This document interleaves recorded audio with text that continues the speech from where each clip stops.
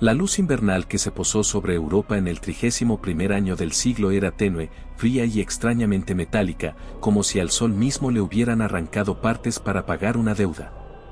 Habían pasado 6 años desde el 25 de enero, cuando Donald Trump regresó a la Casa Blanca, 5 desde que la bandera de Ucrania fue vista por última vez ondeando en el Donbass, 4 desde que las botas rusas cruzaron el Oder, 3 desde que Varsovia se rindió, 2 desde que París cayó sin un solo proyectil de artillería, solo el silbido de los Iskander con ojivas nucleares estacionados en Kaliningrado.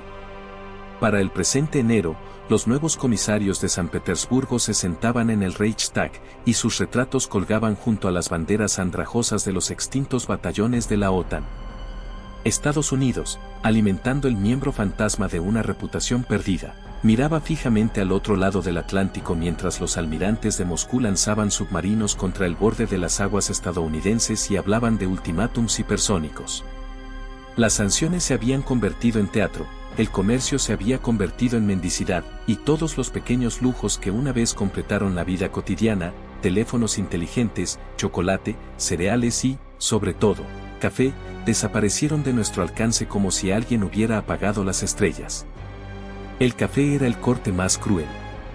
El grano siempre había sido un comerciante de pequeñas maravillas, un apretón de manos invisible entre las fincas de Latinoamérica y las multitudes matutinas de Milán, un pasaporte perfumado sellado en vapor. Pero la primavera pasada, la Dirección General de Supervisión Fiscal rusa, apodada las Furias Fiscales, impuso a Europa un arancel punitivo dirigido a las importaciones agrícolas no esenciales. Los bancos se derrumbaron, los mercados de futuros gritaron y, de la noche a la mañana, el humilde arábica costó más por gramo que la plata.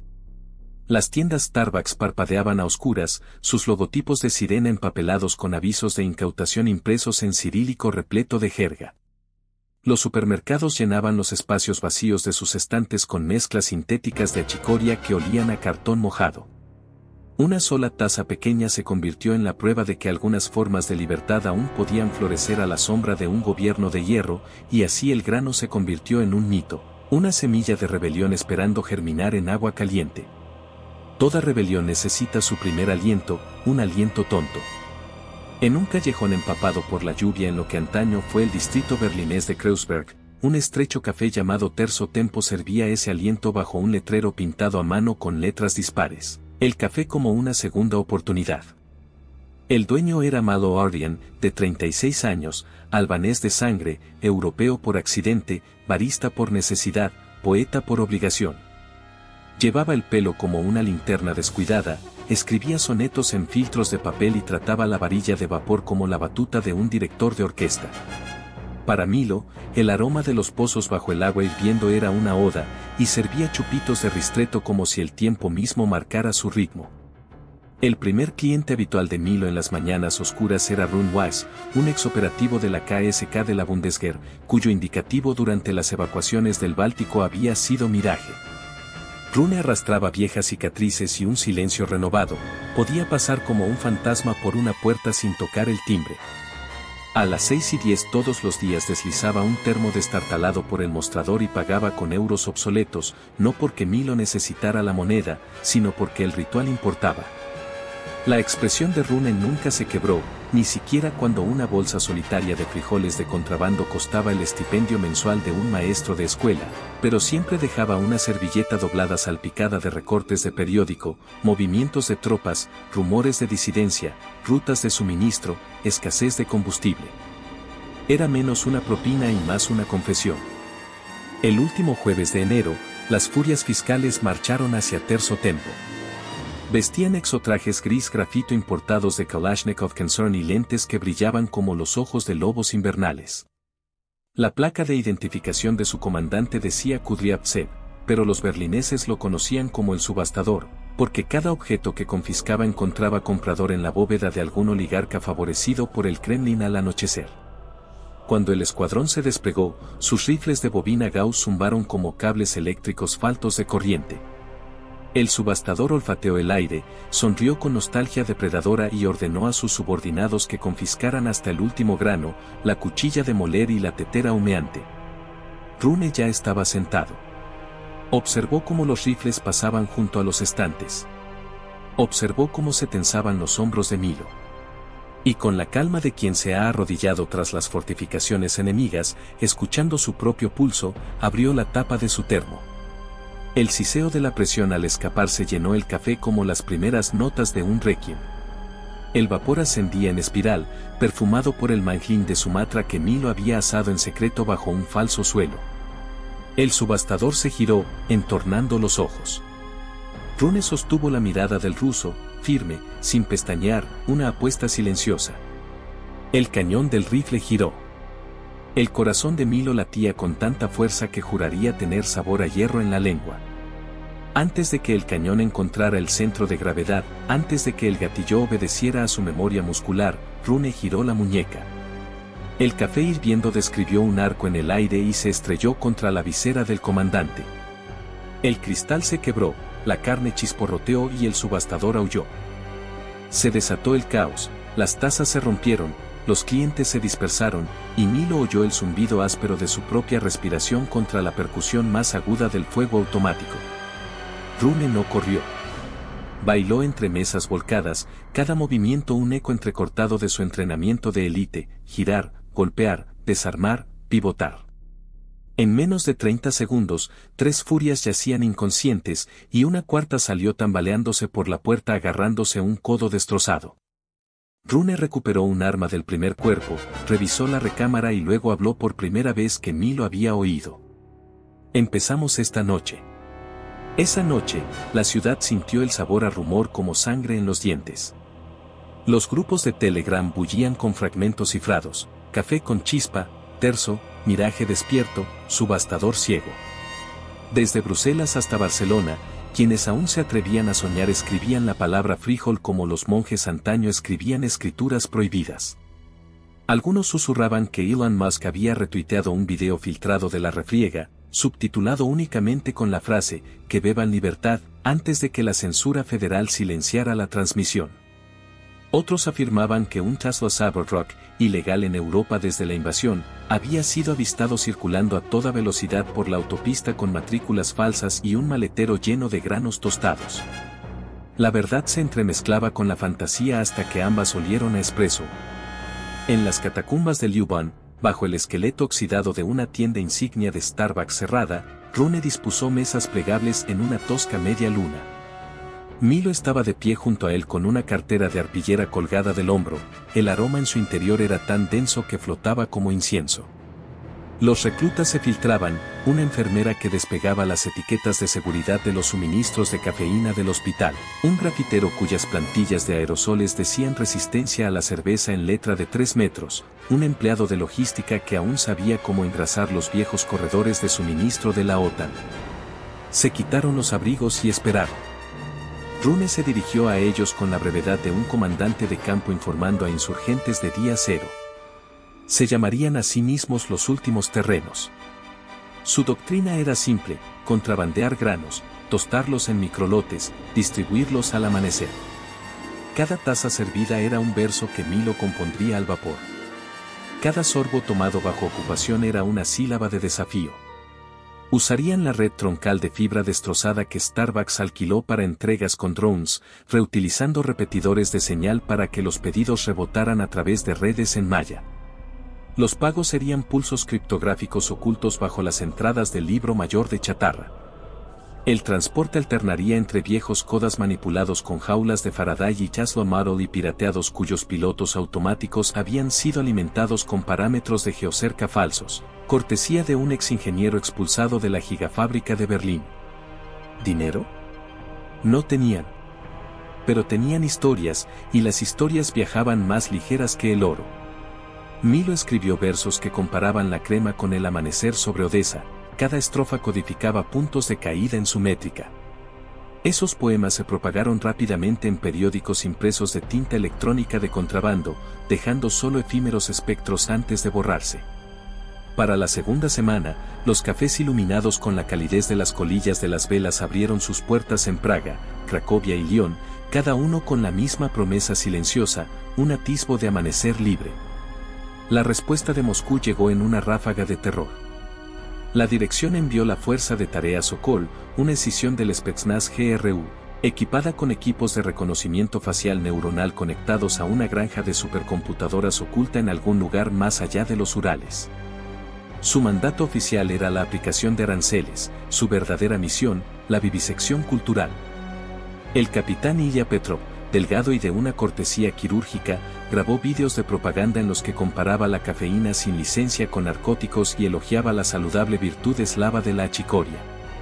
Pero a pesar de todo su brillo tecnobrutalista, los algoritmos de Petrov pasaron por alto una variable crucial, la poesía. Un poema, como un virus, muta al ser narrado, y ningún modelo de datos construido con dólares del petróleo y acero pulido podría captar la lógica fractal del verso susurrado contra la ventana esmerilada de un bar. Los últimos terrenos se volvieron más audaces. Pirateaban las bandas de frecuencia de los sistemas de anuncios abandonados de la Deutsche Bahn y transmitían recetas de café expreso de la Oda a la Alegría por los altavoces de la estación al amanecer. Saboteaban los convoys de furia fiscal esparciendo cascarilla de café, altamente inflamable, por las entradas de combustible, convirtiendo los camiones blindados en fuegos artificiales rodantes. En la hora tranquila previa al toque de queda, Milo y Rune se subían a los tejados donde el viento olía ligeramente a azúcar quemada y caucho chamuscado, escudriñando la noche en busca de drones. ¿Alguna vez extrañas el silencio?, preguntó Milo, con la voz ronca por el humo. Rune negó con la cabeza. El silencio es lo que busca la ocupación. El ruido es insurgencia. ¿Y el olor? Rune se permitió una leve sonrisa. El olfato es memoria. Si mantenemos vivo el olfato, la gente recordará que tenían mañanas antes de tener amos. Ese fue el momento en que Milo se enamoró, no del romance sentimental de los cafés del pasado, sino del amor como una espada forjada, afilada por un propósito común. Nunca lo admitiría, Rune jamás se lo pediría. La resistencia no tiene cabida para finales de cuento de hadas. Sin embargo, entre ellos, la ciudad bullía, cables de tranvía, postes de carga de Tesla despojados de cobre, el viento que se colaba por las ventanas rotas y el suave murmullo de una cafetera moca escondida en algún lugar bajo tierra, cuyo gorgoteo subía por las rejillas de ventilación como la canción de cuna de una época más libre. Al 15º día, el grupo de trabajo del capitán Petrov rastreó un hash criptográfico hasta un gallinero subterráneo cerca de Alexanderplatz. Lo asaltaron al anochecer, inundando los túneles con bengalas de magnesio que pintaron las paredes de un blanco invasor. La mitad de los voluntarios del gallinero escaparon por pozos de mantenimiento mapeados con los planos robados de Rune. La otra mitad no. Esa noche, el humo se alzaba en una columna, y el cielo ocupado de Berlín, ya magullado por la amenaza de una llama nuclear, se tiñó de un tono ceniza más oscuro. Milo observaba desde el otro extremo de una zanja de drenaje, con los puños temblorosos alrededor de un diario empapado por el agua del canal, la tinta derramándose en formas que no parecían lenguaje. Rune le puso una mano en el hombro y solo pronunció dos palabras: no he terminado. Al amanecer siguiente, se rumoreaba sobre puntos de inflamación en todo el continente. En Barcelona, un puesto temporal servía cortados con cacao de contrabando. En Riga, un café vertido costarricense de origen único se pasaba de mano en la fila del pan, un sorbo por familia. Incluso en Stalingrado, renacido como Volgogrado, un barista anónimo vertía patrones en una microespuma que se parecía a la T de Tesla, una puya al odio del Kremlin hacia la tecnología extranjera. Milo escribió nuevas líneas en los márgenes de las cartillas de racionamiento: el frijol recuerda los bosques /diagonal nosotros recordamos las mañanas. Le entregó la página a Rune, quien la leyó una vez, la dobló en forma de ala y la deslizó en la bodega de carga de un dron mensajero. El dron se elevó sobre rotores de carbono, viró hacia el sur y se desvaneció en un amanecer tan tenue que apenas podía albergar una sombra. En algún lugar más allá del horizonte, en un búnker de Silicon Valley donde abogados discutían sobre sanciones e ingenieros reajustaban órbitas, Elon Musk se reía entre dientes ante una señal de telemetría pirateada, un poema surcando cielos embargados, con su ala de papel trazada por los paneles de Starlink que ya no controlaba oficialmente. Tocó una pantalla táctil, y un grupo de satélites libres se inclinó lo justo para liberar ancho de banda cifrado sobre Europa, suficiente para una canción más, un poema más, un pedido más de frijoles clandestinos. Milo no lo sabía. Rune no lo sabía. Solo sabían que su ciudad, que olía a óxido, miedo y piedra mojada, ahora transportaba una fina brisna de aire abrasador cada amanecer. Era frágil y fugaz, pero era suya. La noche en el Berlín ocupado aprendió nuevos trucos ese febrero, ocultándose tras cortinas opacas y toques de queda que comenzaban antes del atardecer y se prolongaban después del amanecer. Los drones de patrulla sobrevolaban el Spree como efímeras depredadoras. Sus reflectores peinaban la niebla del río en busca de fugitivos con la misma paciencia perezosa que los camareros antaño reservaban para los rezagados de última hora. En la orilla norte del río, en los escombros de una fábrica de proteína de soja en ruinas, Malo Ardian observaba cómo llovían chispas de un soldador portátil mientras una voluntaria llamada Kat cubría con una lona térmica un destartalado Tesla Powerwall. Los maltrechos bloques de litio del Powerball alimentarían calentadores de inducción robados, que a su vez tostarían con precisión los primeros granos grises legales en meses. El aliento de Milo se llenó de nubes blancas, la visera de soldadura se empañó, la soldadura silbó donde la escoria se unía al cobre. Rune Weiss montaba guardia en la puerta, la placa de visor rota que le había robado al subastador, ahora reutilizada como trofeo personal, sujeta al brazo como el escudo de un caballero. Rastreaba cada dron que pasaba con binoculares infrarrojos. Antaño, esos binoculares habían pertenecido a un francotirador de la OTAN, ahora no respondían a ninguna bandera. Tras él, el suelo de la fábrica olía a grasa, hierro frío y un matiz de fermentación cítrica que emanaba de sacos de arpillera sellados con códigos de exportación colombianos que habían perdido su validez desde antes de la invasión. En un mundo reducido a la escasez, la precisión se volvió sagrada. Milo escuchó el crujido del asado, armonizando los estallidos con versos nuevos, murmurados a medias. El primer crujido fue como un disparo, el segundo como un trueno. Tercero como un silencio antes de que la tinta se encuentre con el asombro. Nunca escribió estas líneas, el papel estaba racionado y, además, se rumoreaba que las arañas de datos del capitán Ilya Petrov extraían la escritura de las aguas residuales del alcantarillado. En cambio, Milo recitaba en voz baja, confiando en su memoria. Las palabras se conservan mejor cuando se plantan en la tierra de la mente. Afuera, Rune captó el destello revelador de un patrón de búsqueda guiado, 3 drones tejiendo una cuadrícula de trébol. Silbó una vez, un trino se apagó. Las luces se apagaron. Las bobinas de la pared de energía se apagaron. La fábrica se sumió en una oscuridad tan completa que incluso el resplandor de las brasas del tostador parecía obsceno. El silencio se apoderó de ella hasta que el único sonido que quedó fue el latido del corazón de Milo, tamborileando más fuerte que los rotores de los drones que murmuraban en lo alto. Los drones pasaron. Volvió la energía. El fuego se reanudó. Rune exhaló el aire que había contenido, y la célula berlinesa de los últimos terrenos aplaudió con aplausos ahogados por los guantes.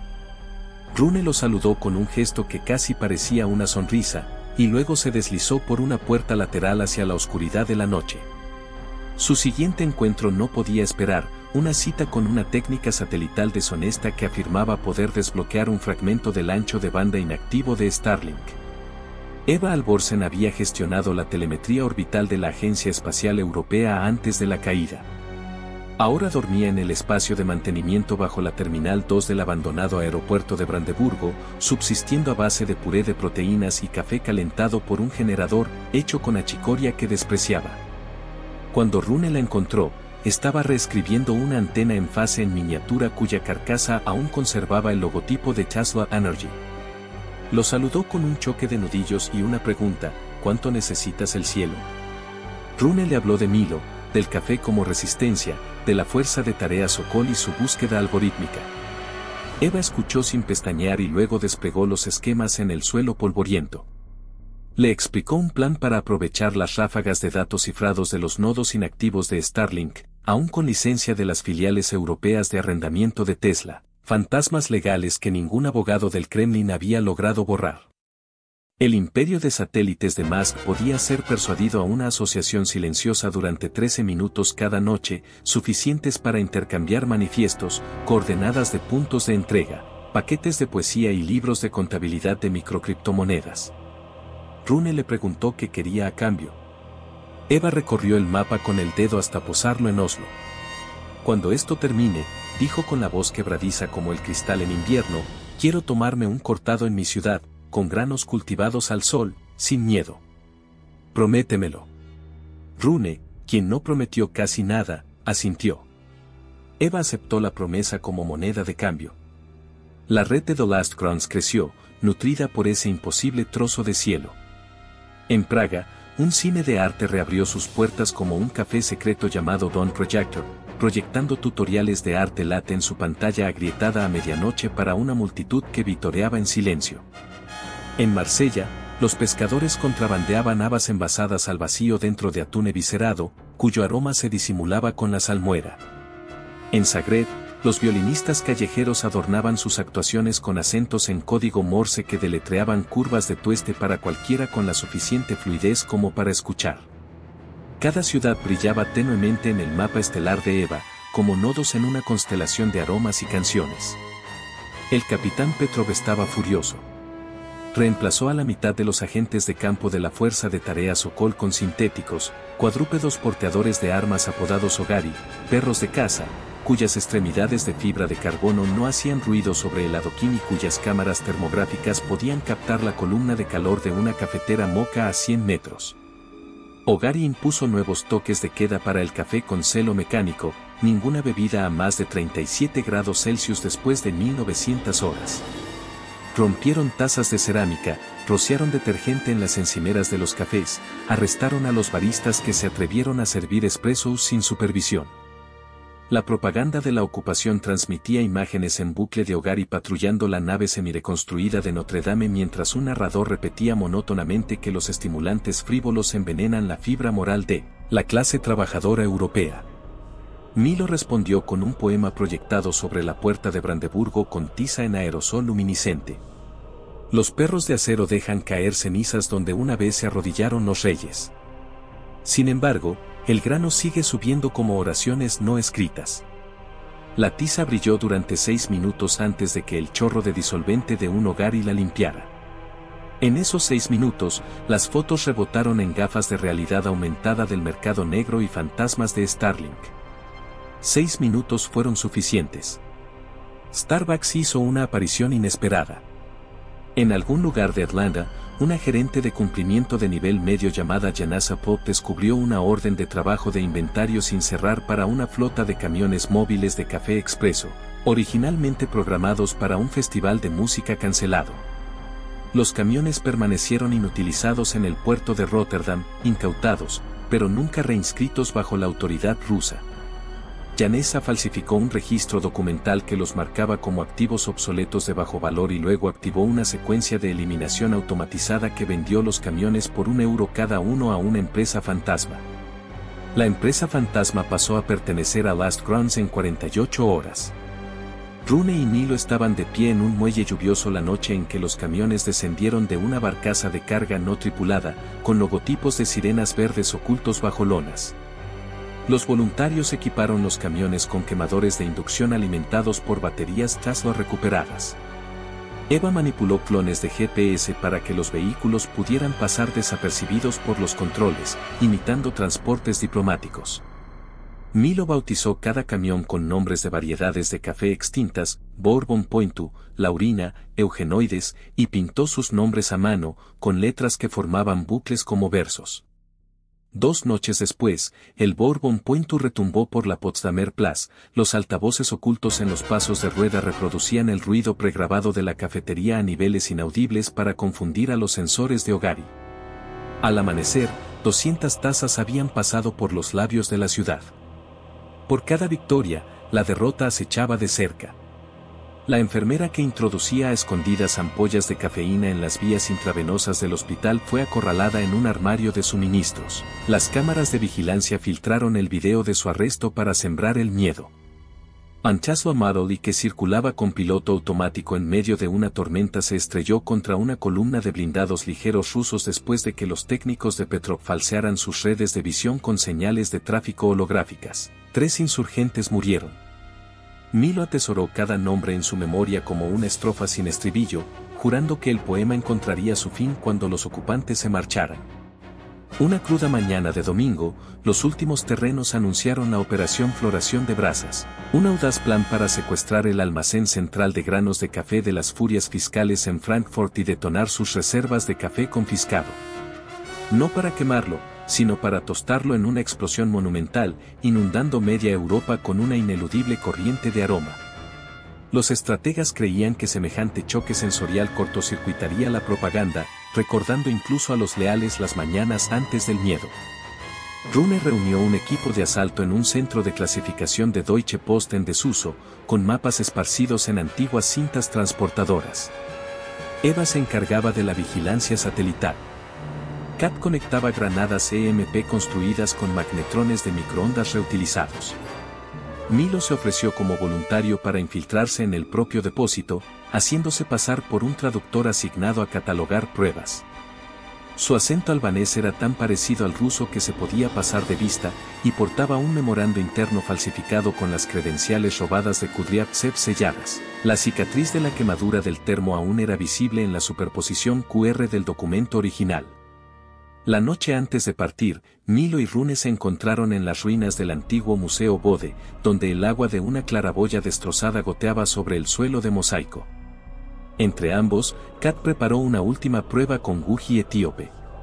El vapor se convirtió en aire frío, creando pequeñas nebulosas de esperanza. Rune bebió primero, con los ojos cerrados. ¿Escribiste un poema para esto?, preguntó. Milo se encogió de hombros. Solo un título. Cuando la lengua recuerda lo que el corazón olvidó. Bastará. La voz de Rune se suavizó, una extraña fractura en su serenidad de granito. Tocó la muñeca de Milo, breve, eléctrico, desaparecido. Vuelve, dijo. Lo haré, prometió Milo, aunque las promesas en la guerra tenían forma de castillos de arena. El depósito de Frankfurt se asentaba en el interior de la destripada torre del Banco Central Europeo, con su revestimiento de vidrio remendado con un revestimiento metálico de color bronce. Milo cruzó el umbral al acero 600 con una placa de asesor fiscal y el ceño fruncido, ensayado frente a un espejo agrietado.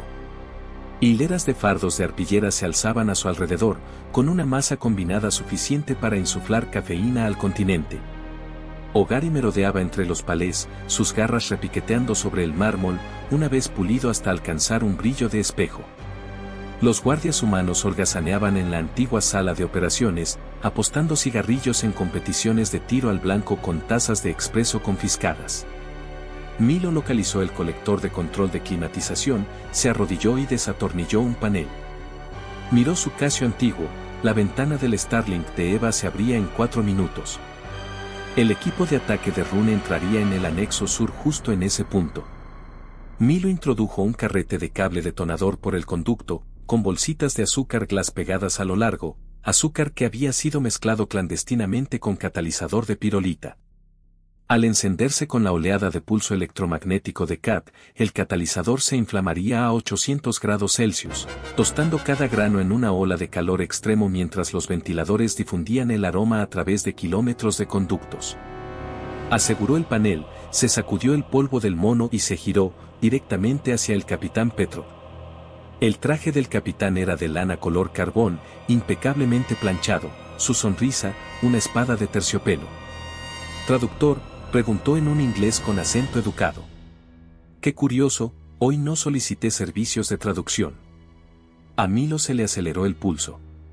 Recitó su coartada, ya autorizada, las sílabas le parecían piedras en la boca. Petrov escuchó y luego señaló con la cabeza a un Ogari. Pistola, por favor. El compartimento trasero del sintético se despegó, mostrando una pistola de dardos. Petrov tomó el arma, apuntó no a Milo, sino a una paca de café que tenía detrás, y disparó. La paca se partió, liberando una nube de fragancia polvorienta, tan intensa que a Milo le flaquearon las rodillas.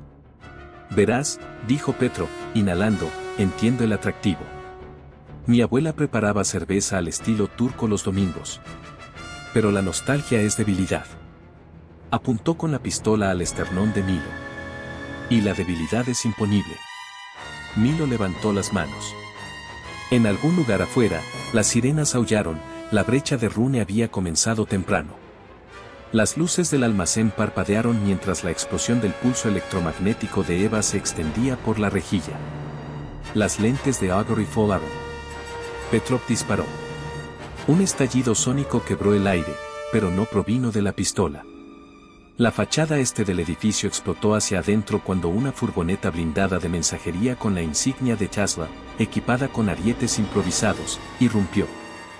Rune iba de copiloto. Cayó una avalancha de cristales.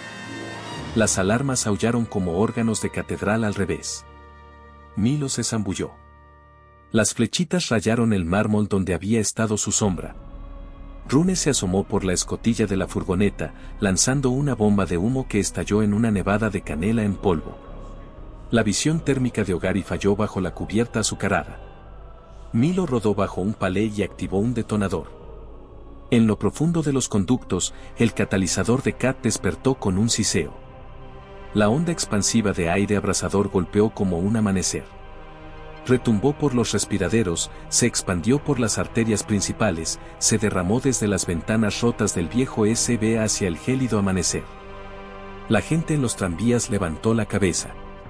Los soldados en los puestos de control se detuvieron, con lágrimas repentinas en los ojos. En algún lugar de una morgue, un cansado funerario susurró, «Café». Rune agarró a Milo del brazo y lo subió a la camioneta. El motor rugió, los neumáticos chirriaron y salieron disparados de las ruinas segundos antes de que el sistema de riego de la estructura lo inundara todo en vano. No superaron a Petrov. Su Ogari, reiniciado por mecanismos de seguridad cableados, persiguió a la furgoneta a una velocidad descomunal. A las afueras de la ciudad, el fuego de las flechettes atravesó el eje trasero de la furgoneta. El metal chirrió. Rune giró el volante, el vehículo se desvió hacia una zanja. Humo, vapor y aroma a tostado se mezclaron en una nube delirante. Milo salió tambaleándose, tosiendo de la risa. Rune le puso un saco de frijoles aún calientes en los brazos. «Toma el canal lateral», ladró. «Sigue el río». «¿Qué tal?». Rune cerró de golpe la puerta de la furgoneta, encerrándose con una escopeta de combate que había encontrado en el escondite del subastador. Siluetas de Ogari, con ojos de un rojo rubí, rodeaban la carretera. Petrov dio un paso adelante con la pistola en alto. Milo corrió. Tras él, el trueno de una escopeta hilvanaba la noche. No miró atrás. Conocía la doctrina de Rune, el sonido es insurgencia. Cada explosión le daba 60 segundos más de aliento para correr con libertad. Al amanecer, se desplomó bajo un puente ferroviario, 20 kilómetros al norte, con el rostro manchado de hollín y lágrimas, y la mochila aún aferrada. Arriba, los vagones de carga avanzaban con crujidos hacia el este, transportando material bélico. Abajo, el aroma a café arábica recién tostado se extendía por los campos helados como una bandera invisible. Rune no apareció. Tampoco hubo comunicación a través del mapa estelar de Eva. Las transmisiones de arresto de esa noche hablaban de un terrorista solitario neutralizado durante un intento de confiscación de activos estratégicos. No mostraron ningún cuerpo. Milo sostuvo las habichuelas contra su pecho y repitió el título del poema hasta que se convirtió en una oración. Cuando la lengua recuerda lo que el corazón olvidó. El amanecer sobre Brandeburgo llegó con un aroma a humo agridulce y cáscara de cítricos, un fantasma del gran tueste de Frankfurt aún flotando en el aire europeo de finales de invierno. Para cuando Milo Ardian regresó a Berlín con dificultad, el aroma había sembrado mil rumores, que arbustos de café brotaban durante la noche en cráteres de bombas, que santos baristas servían agua en cálices de latón que parecían fuentes, que en algún lugar bajo el Kremlin un general enfermo exigía un macchiato antes de firmar nuevas órdenes. La propaganda del directorio trabajaba a destajo, caricaturas de rebeldes nerviosos, estadísticas sobre la toxicidad de la cafeína, pero cada desmentido solo demostraba lo mucho que los ocupantes querían enterrar la historia. El olfato triunfaba sobre los eslóganes, y Milo lo sabía, la poesía ganaba por la nariz. Pasó sus 2 primeros días escondido, recomponiéndose con agua fría del río y nervios destrozados, esperando noticias de Rune Was que nunca llegaron. Kat le curó el rasguño de perdigones en las costillas con pegamento de hospital mientras Eva transmitía fragmentos de una conversación de radio interceptada por un altavoz improvisado, activo de alto valor, transferencia Kronstadt, nombre clave Mirage, información crucial. Rune vivía, entonces, si la vida se medía en las respiraciones entre interrogatorios. El alivio de Milo dolía más que el miedo. Estaba lo suficientemente vivo como para ser torturado, Europa estaba lo suficientemente viva como para preocuparse.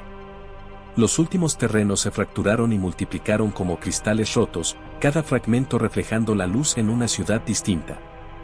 En Budapest, los profesores cambiaron los planes de clase por tutoriales de café vertido, sustituyendo la cafeína por coraje en tazas de esmalte abolladas. En Dublín, los estibadores intercambiaron sacos de arábica brasileña por cajas de música de contrabando, tamborileando ritmos de lata que coincidían con los versos de Milo. En Atenas, grafitis de la mirada pétrea de Rune aparecieron bajo los andamios del Partenón, con una sola línea como título: el silencio es espacio ocupado. Cada nueva celda transportaba la historia de Frankfurt como tradición de peregrinación: Milo, el poeta barista; Rune, el guerrero invisible, granos que florecían como el amanecer. El capitán Ilya Petrov cuidaba sus pulmones quemados en una sala de hospital custodiada por drones Ogari, cuyos cañones goteaban disolvente. Observó imágenes recopiladas de drones de Milo corriendo bajo ese cielo de aire tostado y memorizó el paso del barista como un halcón estudia a su presa. Su superior, el mayor general Basov, llegó con medallas que tintineaban como monedas en una lata y entregó un memorando: Moscú exige un cierre. Acaben con Ardian, dobleguen a Weiss, o la Dirección de Disuasión Estratégica asumirá el control. Petrov comprendió el subtexto: la postura nuclear reemplazaría al estrangulamiento económico, y cualquier esperanza de salvar las arcas de Europa, para impuestos o trofeos, se desvanecería en una neblina de hongos. Curiosamente, sintió que el resentimiento se convertía en determinación. Si alguien iba a aplastar el culto al café, ese sería él. Mientras tanto, Milo, de pie en un vagón de metro abandonado, cubierto de anuncios de tazo descascarillados, conduce el rayo, parecía una burla ahora, dibujaba la operación Coro con tiza sobre una ventana esmerilada. Eva escuchaba, Kat se mordía el interior de la mejilla y una docena de nuevos reclutas, programadores refugiados, un pastelero francés jubilado, 3 mecánicos checos, observaban cómo su mano dibujaba flechas en espiral que cruzaban Europa como aves migratorias. El plan era una locura improvisada: rescatar a Rune durante su traslado desde una prisión clandestina en Kaliningrado a la fortaleza de alta seguridad de Kronstadt, secuestrando el propio barco prisión. No para hundirlo, sino para convertir su cocina en una tostadora flotante, saturando los accesos al Báltico con una rebelión recién nacida mientras se llevaba a Rune al amparo de su propia leyenda. Kat manipularía las máquinas de café expreso móviles de Starbucks, liberadas de Rotterdam, para que funcionaran con pilas de combustible de metanol, lo suficientemente pequeñas como para ocultarse en botes salvavidas, pero lo suficientemente potentes como para encender molinillos industriales. Eva falsificaría las balizas ICE, pintando cargueros fantasmas en las pantallas de radar de la flota rusa del Báltico. Milo abordaría el barco real como un empleado de traslado de detenidos, armado únicamente con manifiestos falsificados y un frasco de esencia de café hiperconcentrada, lo suficientemente potente como para ser registrada en detectores de explosivos. Todos podríamos ahogarnos, dijo Kat cuando terminó el esquema. Nos estamos ahogando todos, respondió Milo. Ya no le temblaba la voz al mencionar la locura, eso era lo que más le asustaba. 2 noches después, bajo un cielo cubierto de aguanieve, Milo y Kat se agachaban dentro de un camión refrigerado con destino al muelle de Kaliningrado, con el aliento cubriendo las cajas con la etiqueta equipo de terapia de radioisótopos. El conductor era un contrabandista lituano cuyo pago, un café expreso Yemenia, esperaba en un termo junto a su rodilla izquierda. En el puesto de control, las unidades Ogari recorrían el perímetro del camión, y los sensores se detuvieron al percibir la leve fuga aromática del termo. Milo recitó medio soneto en albanés en voz baja, deseando que el dios de la fortuna los perdonara. La barrera se levantó. El camión siguió avanzando, con los neumáticos salpicando aguanieve como confeti. El barco, Sirian KM, parecía un petrolero cubierto de óxido, cuya placa de identificación había sido grabada a martillazos, transporte médico. En cubierta, los reflectores proyectaban halos fríos en la noche, abajo, la bodega apestaba a diésel, amoníaco y miedo. Rune, Milo lo sabía, estaría encadenado en una celda insonorizada entre palés de supremo colombiano confiscado, con la ironía espesa como la crema. Kat se escabulló para guardar los aparejos de su bote salvavidas. Milo se puso una bata blanca, se abrochó una placa de seguridad falsa al cuello y caminó por la pasarela con la postura de un hombre que no pertenecía a nadie. Dentro, los guardias apenas miraron su portapapeles, la burocracia disimulaba más pecados que el camuflaje. Encontró la celda de Rune por intuición, un par extra de hogar y vigilando como perros de piedra, con sus lentes destellando en rojo al acercarse. Milo golpeó la cerradura con un pase plastificado, rezando porque los códigos digitales falsos de Eva aún estuvieran presentes. El cerrojo se retrajo. Rune estaba encadenado a un mamparo, con los ojos rodeados de ojeras, pero imposibles de confundir. Milo entró, cerró la puerta tras él y durante 5 segundos ninguno de los dos se movió. Entonces Rune rió, un ladrido quebradizo de incredulidad. Así que el poeta llegó con la marea. Milo se arrodilló y presionó su frente contra la de Rune. Te dije que volvería. Las muñecas de Rune estaban marcadas con ligaduras. Estudió el rostro de Milo como si catalogara los cambios. Hueles a naranjas y azúcar quemada, dijo. La mejor colonia de Frankfurt. Milo sacó una pequeña jeringa de concentrado de espresso, usada para entrenar a catadores de café. Rompió la ampolla bajo la nariz de Rune, sisearon microaerosoles. Rune inhaló, sintiendo un arrebato de frío. Por primera vez desde que Milo lo conoció, el soldado parecía despierto en lugar de simplemente alerta. El comunicador de Kat emitió un pitido, las plataformas de los botes salvavidas estaban armadas. La flota fantasma de Eva apareció en el radar ruso mientras una docena de portacontenedores se dirigían directamente a San Petersburgo, cada uno transmitiendo identificaciones de transpondedor falsificadas firmadas por Elona K. Space Freight, una burla apenas disimulada a la exesposa de Musk, de quien estaba distanciado, que sin duda provocaría confusión defensiva. Milo desató los grilletes de Rune. Las sirenas sonaron, Petrov debió de haber captado el subterfugio. Corrieron. Subieron por las escaleras, pasando junto a médicos asustados. Rune cojeaba. Los interrogadores preferían los rodillazos, pero se movía con la gracia de un depredador. En la estación de botes salvavidas de popa, Kat tiró de la lona para revelar una reluciente torreta color espresso atornillada a la cubierta de la balsa, con la tolva ya llena. Rune parpadeó. ¿Esta es tu extracción?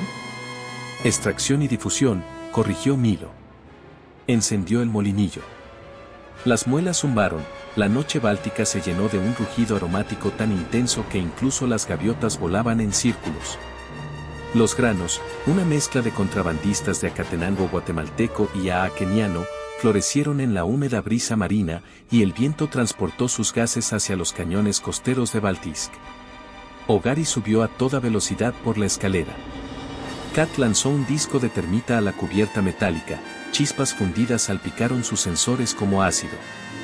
Rune saltó las barandillas a pesar de la cojera y aterrizó en el bote salvavidas. Milo lo siguió, tirando de la palanca de liberación. Los cables chirriaron. Se desplomaron, chocaron contra el agua con un golpe que les conmocionó los huesos, y el motor cobró vida con un rugido al activarse automáticamente. Kat cayó última, con el pelo chamuscado en las puntas, riendo histéricamente. En lo alto, la Sirian KM estalló en órdenes contradictorias. Los focos se clavaron. Las flechitas impactaron contra el casco de aluminio de la embarcación. Rune aceleró a fondo, la balsa esquivó las olas, dejando tras de sí una franja kilométrica de aroma a café expreso que mezclaba pólvora y sal en nuevos acordes barrocos. En algún lugar más allá del radar, Eva susurró coordenadas, Milo las marcó en una pantalla de navegación agrietada. Entonces el mar se iluminó. 4 bengalas navales se elevaron hacia el cielo, pintando las nubes de rojo soviético, y desde la bocana del puerto una corbeta avanzó velozmente, con la cubierta erizada y los mástiles de comunicación encendidos con sus sistemas de interferencia. Petrov estaba a bordo. Milo lo sentía como el frío mordisco del mango de un portafiltros presionado contra la piel desnuda. La mirada de Rune se posó en Milo. Podemos dejarla atrás si nos dirigimos hacia el este. Pero el este es mar abierto, sin cobertura. Milo escudriñó el horizonte, las células de tormenta se formaban como manchas de tinta. En su interior, los cargueros fantasma de Eva brillaban en las superposiciones del SIA, refugios fantasmales inexistentes. Recordó un verso que había escrito una vez en un filtro de papel: confía en el poema para construir el puente a tu paso. Asintió. Rune giró la proa hacia el este. La corbeta los persiguió, con las turbinas aullando. Milo alimentó el tambor del tostador con judías verdes hasta que vibró a máxima capacidad, expulsando un humo denso como la niebla de un escenario. Arrojó sacos de pozos tostados por la popa, la niebla salina los removió en una estela aromática. Las cámaras termográficas de Petrov debieron de encenderse como mercados navideños. 30 minutos después de la persecución, Kat desencadenó un enjambre de drones ocultos en una boya, cuadricópteros de reparto de Starbucks reprogramados para bombardear en picado con cargas de arpillera. Cayeron sobre la corbeta en una nube floral de pozos, obstruyendo las tomas de aire y cubriendo las antenas de radar con arena cafeinada. Milo imaginó a Petrov en cubierta, tosiendo, con los ojos llorosos, la ironía asentándose sobre sus hombros como nieve húmeda. Un relámpago se bifurcó. Se desató una tormenta. Rune dirigió la balsa hacia la borrasca, confiando en el caos. Dentro del muro de tormenta, las comunicaciones satelitales se apagaron, solo se escuchó el gemido de la trituradora y el siseo de la lluvia. Rune apagó los motores y se fue a la deriva.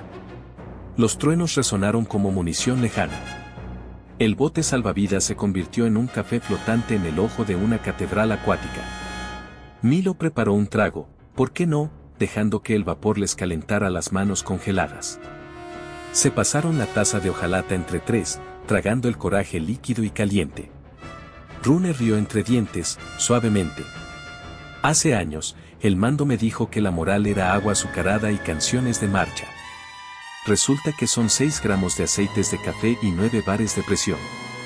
Kat miró a Milo. ¿Qué poema es este momento? Pensó en los grilletes de Rune, en los horizontes de Eva dibujados con tinta orbital, en las gaviotas espantadas por un trueno abrasador. Habló sin papel. La tormenta escribe cursiva en el mar. Letras cortadas con punta de cuchilla en espuma. El corazón del frijol late donde huyen las naciones. La copa y el cañón encuentran un hogar. Kat susurró la estrofa 2 veces, como si la saboreara. Rune cerró los ojos. Afuera, la furia de la tormenta se agotaba contra líneas invisibles, y por fin, el pálido amanecer se filtró entre las nubes, revelando mar abierto y ninguna señal de la corbeta. Si Petrov regresó o se ahogó en la niebla color café, no lo sabían.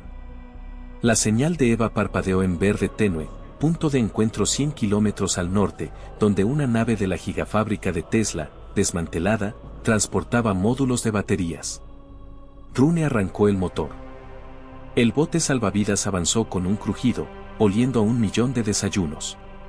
Tras ellos, Europa despertó con imágenes de noticias que mostraban la niebla negra del mar extendiéndose sobre las playas del Báltico, y niños describían un aire con sabor a postre.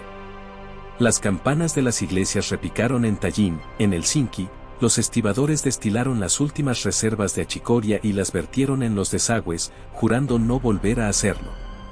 En un teléfono móvil roto, en un sótano de Varsovia, un programador adolescente remezcló el último poema de Milo en una pista de synthwave. Se hizo viral antes de comer. En la sala de crisis de la Casa Blanca, un exhausto oficial de inteligencia informó al presidente Trump sobre el incidente del café báltico. Los asesores se atribuyeron la culpa, pero la frase que se quedó grabada en el aire reciclado de la sala fue un único titular extraído de canales clandestinos: el aroma de la libertad llega al Ártico. Trump frunció el ceño, murmuró algo sobre aranceles a las exportaciones brasileñas y luego preguntó si alguien tenía un buen descafeinado. Nadie rió. El combustible del bote salvavidas se agotaba. Kat tocó los indicadores, rojo. Rune estudiaba las formas de las nubes en busca de drones amigos. Milo, sentado entre montañas de arpillera, se escribía nuevas líneas en el antebrazo con una pluma de insulina recuperada, su piel ahora apergaminada. Escribió sobre mares con sabor a café y trueno. Escribió sobre un soldado que cambiaba balas por silencio, sobre un barista que preparaba tormentas. Cerró con una pregunta que aún no sabía cómo responder: cuando por fin llega la mañana, ¿qué bebe la rebelión? El bote salvavidas se estremeció hacia el norte entre olas irregulares, mientras su improvisada torreta de café expreso expulsaba el último gas butano. Con cada chisporroteo, llegaba un siseo de vapor dulce como el caramelo que se mezclaba con la sal y el diésel, escribiendo una caligrafía invisible en el cielo magullado del amanecer. Rune Weiss mantenía una mano en el timón y la otra apretada contra las costillas agrietadas. Kat se encorvó junto al tostador, buscando calor en una espiral moribunda. Malo Ardian miró más allá de ambos, observando el horizonte en busca del fantasma de acero que les habían prometido. Imaginó al mar mismo sorbiendo su estela, saboreando la rebelión, decidiendo si devolverla. El mediodía se cernía sobre sus cabezas antes de que el transporte de la gigafábrica desmantelado se revelara, un gigante de 8 cubiertas, con la descolorida marca Tesla extendiéndose a su costado como el eco de un sueño. Alguna vez había transportado baterías de litio desde la planta de Gruneide en Berlín hasta Nevada, antes de que el mundo se tragara las rutas marítimas normales. Ahora flotaba anclada en aguas internacionales, sin bandera de ningún país, con su registro perdido en una grieta contable que los abogados de Elon Musk nunca se molestaron en rellenar. Las antenas de satélite brillaban a lo largo de su columna vertebral, reactivadas por las llaves robadas de Eva Halvorsen. Cuando el bote salvavidas se acercó, una rampa de carga se despegó como una lengua paciente. Voluntarios los recibieron en cubierta, programadores finlandeses, estibadores letones, un par de monjas italianas exorbitantes cuyo voto de silencio se disolvió en cuanto probaron el café de Milo. Guiaron al maltrecho trío hacia abajo, donde las bahías del hangar resonaban con el parloteo de las amoladoras angulares y la arrullada metálica de los arcos de soldadura.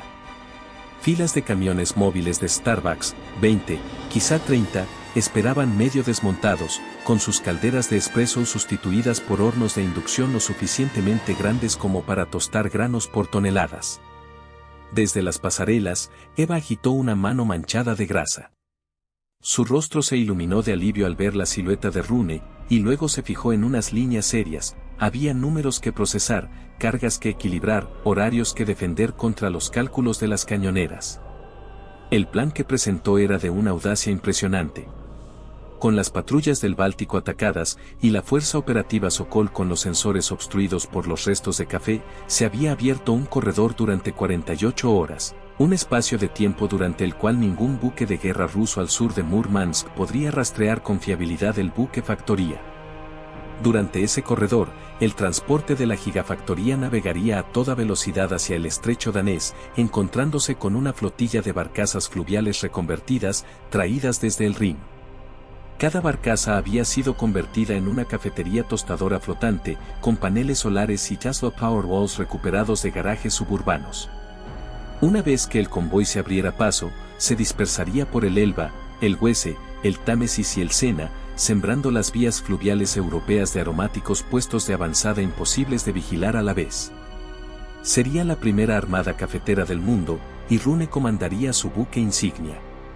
Milo encontró un rincón tranquilo tras una pila de fardos de arpillera y escribió el itinerario en verso libre, con cada punto de referencia codificado en métrica. Terminó el poema con una pregunta abierta: ¿recordará el río la montaña?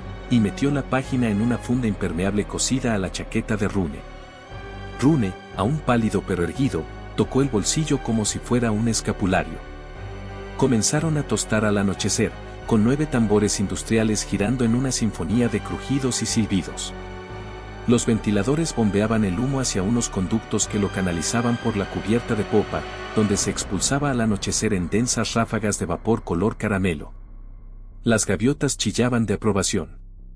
Las señales satelitales seguían la columna, una bandera flotante de 3 kilómetros de largo y 600 metros de ancho, brillante como un reguero de pólvora en infrarrojo.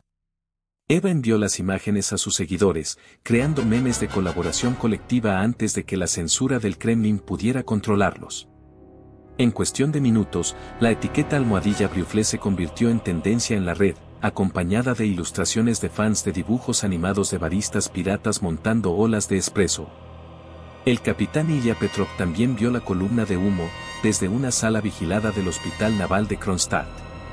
Se había negado a tomar analgésicos, el dolor agudizaba sus pensamientos.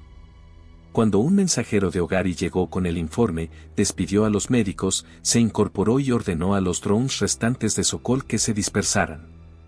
Los médicos advirtieron que las suturas de separación podrían romperse.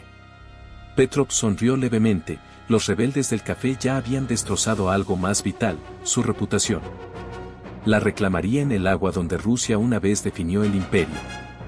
A medianoche, la flota cervecera se movía como un fantasma bajo el puente de Öresund, con sus chimeneas camufladas por mantas térmicas.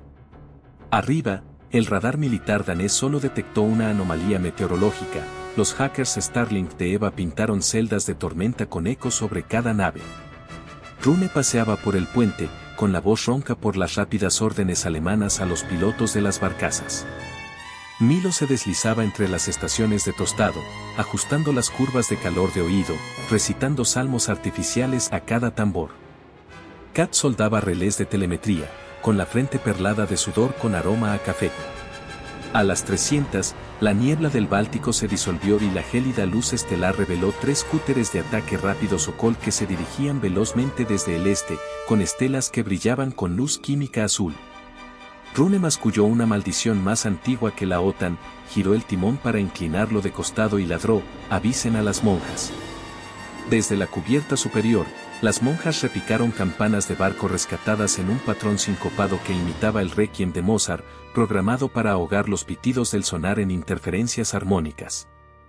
Los cúteres redujeron la velocidad mientras sus pantallas de sonar activo se convertían en espirales de ruido fractal. El propio Petrov llamó por radio, con la voz entrecortada por la rabia. Milo reconoció el timbre de las noticias de Berlín. Respondió en canal abierto con un solo verso de poesía: el olfato escribe un tratado donde la tinta ha fallado, y luego cortó la transmisión. Las tácticas de Rune demostraron ser una genialidad asimétrica. Ordenó que los tostadores se ventilaran a toda potencia, intercambiando sigilo térmico por choque olfativo. Una ola sobrecalentada de girassi yemeníes atravesó el estrecho, impulsada por los mismos vientos que antaño dominaron los vikingos. Las tripulaciones de los cúters se tambalearon, con los pulmones en llamas por el polvo estimulante. Un dron hogariano clasificó erróneamente la columna como agente químico y activó los protocolos de contención NBQ. Las escotillas se cerraron de golpe, los compartimentos se sellaron y las comunicaciones se descontrolaron. La flota cervecera redujo la potencia al máximo. Eva susurró desde la sala de mapas: faltaban 2 minutos para aguas territoriales suecas. Una bala rebotó en el cristal del puente, otra se abalanzó sobre la chimenea, emitiendo un chirrido como una trompeta desafinada. Milo, a medio camino del compartimento del motor, recibió un rebote que rasgó la tela y le picó la piel. Kat lo arrastró detrás de un generador, le puso una gasa y siseó: los poetas no sangran bonito, quédense abajo. Rune se mantuvo en su puesto hasta que la sonda marcó 50 metros y las baterías costeras suecas marcaron los cascos de los cúteres con láseres de puntería. La flotilla de Petrov se desvió, amenazada por un incidente internacional y el espectro inminente de los satélites estadounidenses que seguían vigilando, incluso si su presidente había prohibido la intervención. Cuando el peligro se alejó, Rune se rindió. Kat y Milo lo llevaron abajo mientras timoneles voluntarios guiaban el transporte hacia el puerto de Gotemburgo bajo un manifiesto falso que indicaba que el buque era Starbucks Mobile Disaster Relief. El olor llegó a tierra antes de que el acero tocara el muelle. Los trabajadores del muelle soltaron las herramientas, inhalaron y rompieron a aplaudir. La policía local hizo señas al convoy para que atravesara las barricadas, y los agentes aceptaron tímidamente los kits de Aeropress recuperados de las monjas, que bendijeron cada taza con frases en latín y guiños traviesos. Antes del amanecer, el primer camión de asados llegó a Kungsportsavening, con la bocina sonando a todo volumen Black and Tan Fantasy de Duke Ellington. Se formaron filas de 5 manzanas, nadie mencionó la moneda. En París, una emisora de radio pirata secuestró la red de megafonía de Charles de Gaulle, transmitiendo poemas de Milo compuestos por un grupo de electropop de Kiev.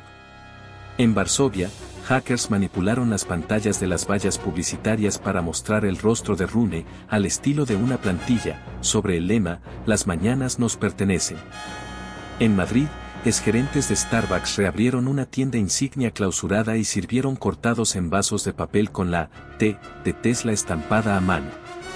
Los amaneceres ocupados de Europa cambiaron de color, el gris se transformó en cobre, castaño y siena. El Kremlin respondió con un ultimátum televisado. Petrov, de pie junto a un mapa salpicado de puntos rojos que marcaban brotes ilícitos de cafeína, acusó a la flota cervecera de narcoterroristas, afirmó que la adicción al café socavaba la preparación militar e insinuó precauciones estratégicas si los puertos seguían albergando las barcazas cafetería. Su voz, antes sedosa sobre acero, tembló en la última sílaba, los espectadores lo notaron. La etiqueta almohadilla Petrov needs coffee, almohadilla Petrov necesita café, se convirtió en tendencia por encima de la propaganda estatal en una hora. Mientras tanto, Elon Musk tuiteó una sola frase tímida: a veces hay que dejar que la gente note la diferencia. Las acciones de sus empresas restantes se dispararon. Los asesores de la Casa Blanca le rogaron al presidente Trump que denunciara el tuit, en cambio, insistió en una degustación privada del tueste de Blue Fleet, traído por valija diplomática. Según se informa, se bebió 2 tazas, frunció el ceño y murmuró algo sobre renegociar los niveles arancelarios para Brasil. No hubo declaraciones al respecto. La flota cervecera se expandía hacia el exterior. Las barcazas avanzaban por el Támesis bajo el puente de la Torre mientras el Big Ben daba una bienvenida entrecortada, otras surcaban los canales de Ámsterdam como antiguos barqueros cafeinados. Cada puerto se convertía en un festival de improvisaciones teatrales, poetas de slam, músicos callejeros, cuartetos de jazz ucranianos exiliados, todos improvisando sobre los versos de Milo. Los tostadores de Seattle enviaban plántulas vía Groenlandia a Islandia, y luego buscaban rutas hacia el Báltico. Las cooperativas kenianas contrabandeaban microlotes en palés de ayuda humanitaria de la ONU. Donde el cafeto tocaba suelo europeo, voluntarios los plantaban bajo lámparas de cultivo rescatadas de granjas hidropónicas en desuso. La libertad, al parecer, podía fotosintetizar. Las heridas de Rune lo obligaron a ingresar en una sala de hospital en Gotemburgo. Observó su levantamiento en tabletas de segunda mano, un espectador reticente, encadenado a bandas de fisioterapia. Kat revoloteaba de habitación en habitación, calibrando las tarjetas FIT del personal que contrabandeaba café expreso sin pasar por el control de infecciones.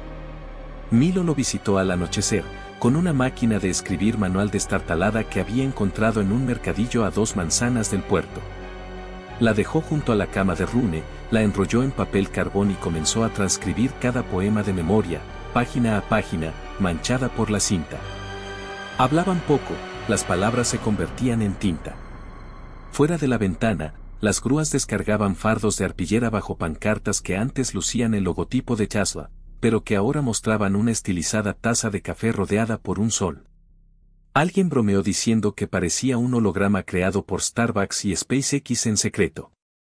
A Milo no le importó, el mito pertenecía a quien lo necesitara. Para los primeros días de la primavera, mercados enteros aceptaban los granos como trueque, más felices que los euros corruptos. Las emisiones de propaganda perdieron audiencia ante las catas de café retransmitidas en directo. Cuando un regimiento blindado ruso intentó un desfile de demostración de fuerza por Praga, los lugareños se alinearon en las calles con cafeteras moca en alto, lanzando vapor en desafío. El regimiento prefirió retroceder antes que arriesgarse a otro espectáculo viral. Los analistas económicos acuñaron un término, la gambita arábica, y predijeron que los presupuestos de la ocupación se desplomarían en cuestión de meses y los impuestos del mercado negro sobre el café seguían siendo incobrables. En lo alto del espacio, los cúmulos de Starlink centelleaban mientras los nodos abiertos transmitían órdenes de suministro cifradas a las cooperativas de la jungla. Un satélite fue renombrado discretamente como Ristretto 1 en los registros internos. Eva lloró al ver la señal de llamada y luego rió porque las lágrimas empañaron sus superposiciones de VR. El control del capitán Petrov se debilitó aún más. Un memorando filtrado reveló que había solicitado el exilio a un comando de distrito siberiano. Moscú se negó. Surgieron informes de él paseando por los pasillos del hospital de noche, murmurando notas de Katá como si estuviera mapeando el genoma de un enemigo: tamarindo, cedro, humo, libertad. Su leyenda se evaporó como leche sin vaporizar. En la mañana del 1 de mayo, un día festivo que antes se reservaba para desfiles desinfectados, Milo llevó a Rune en su silla de ruedas hasta el muelle de Gotemburgo, donde esperaba la barcaza tostadora insignia. El sol se reflejaba en el oleaje del puerto, las gaviotas volaban en círculos ávidas de migas de croissant, y una multitud se extendía hasta el horizonte. Kat estaba de pie junto al molinillo, con los brazos ya cubiertos de paja, y su sonrisa era del color del amanecer. Milo se dirigió a las masas sin micrófono, pero el silencio se extendió como si el propio viento llevara amplificación. Relató la historia desde el primer silbido del vapor del termo en Berlín hasta el trueno báltico y el refugio nórdico. Terminó no con cánticos de victoria, sino con una petición: sigan elaborando, sigan compartiendo, mantengan los poemas vivos en el aliento y el paladar, porque algunas tiranías no pueden soportar un amanecer fragante. Rune se incorporó, apoyándose en muletas de acero.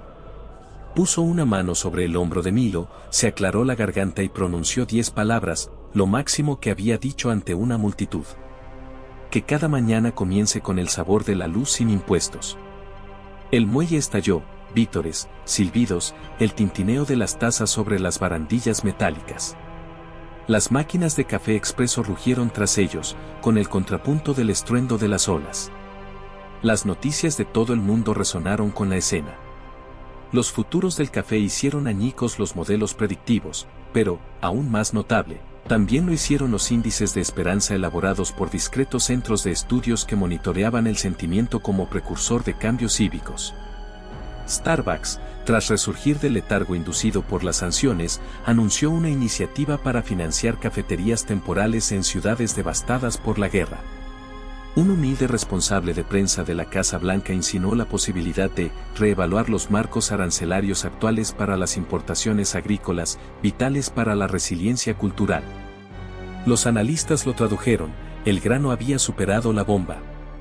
Esa noche, Milo regresó junto a la cama de Rune. El poeta dejó su manuscrito terminado en la bandeja, un grueso fajo titulado Salterio de la cafeína. Rune hojeó la primera página, con la vista fija en los surcos de tinta que parecían surcos. Preguntó: ¿está listo? Milo negó con la cabeza. El poema es un río, dijo. Acaba de encontrarse con el mar. Rune sonrió, pequeño y feroz. Entonces mañana plantaremos bosques. En algún lugar del puerto, las máquinas zumbaban, tostando los granos que sembrarían esos bosques taza por taza. En alta mar, los cúteres abandonados flotaban a la deriva, con sus cubiertas aún cubiertas de fragante pozo. Arriba, los satélites susurraban códigos de conexión más antiguos que cualquier nación. Y a lo largo de un continente que despertaba, cocinas y puestos callejeros, iglesias y búnkeres, entonaban el mismo himno sutil: el agua al encontrarse con la tierra tostada, desprendiendo un aroma que hacía llorar a los guerreros adultos como niños que recuerdan nanas. El olor de la libertad permanecería hasta el amanecer, y para entonces, otra tetera ya estaría hirviendo.